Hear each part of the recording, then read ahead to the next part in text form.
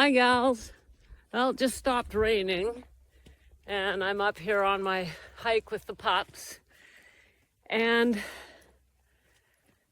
I want to share with you the idea of getting away. So tomorrow I'm leaving for one of my retreats.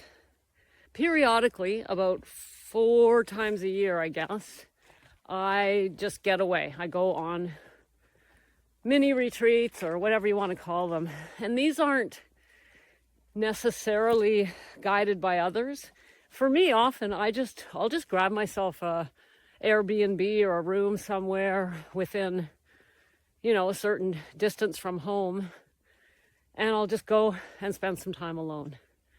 Now, let's talk about this, why I do this, and the value of taking time to break the routine. I have a wonderful home life now that I'm sober. It was very, very difficult for many years.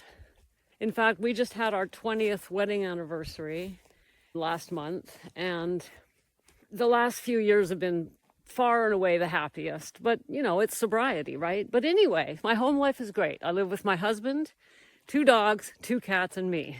My husband has 2 sons and 2 grandsons, and they're mine as well.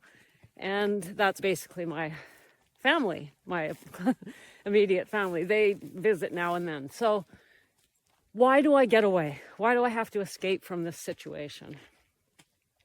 It's not escape, gals, and it's not that there's anything I have to run away from. But it's a really good idea to get a different perspective every now and then. So if we just keep living the same life, day in, day out, week in, week out, it becomes so routine that we can get very stuck, especially if we're struggling with alcohol. So I always encourage a little alone time, whether that's 5 minutes alone in your sacred space in the morning or being able to get away for a few days. But here's the thing, the important thing. If you're struggling with alcohol and in early sobriety, or maybe haven't even quit yet, I actually don't recommend getting away alone because it's just an invitation to drink in isolation, right? Way too tempting.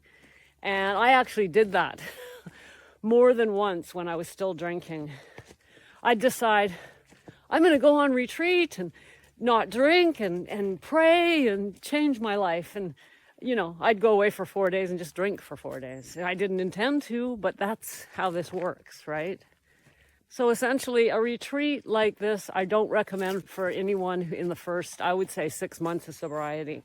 So if you've got, some time under your belt and you feel confident that you can get away and not drink, then I think it's a really good idea to have something to look forward to. It also sends a message to the subconscious. I matter. I'm important. Because, as women, we look after others. Who looks after your house? Who makes sure everyone's fed?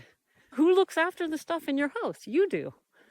I'm not saying your partner doesn't help, but that's what we do as women. And so it's easy to put ourselves on the back burner. So taking a little time for yourself, whether it's daily or actually getting away, is a really good idea. And there she is. And will remind you that you matter, you're important, and you deserve to be looked after as well. So if it's safe for you, why not take a retreat as soon as you can?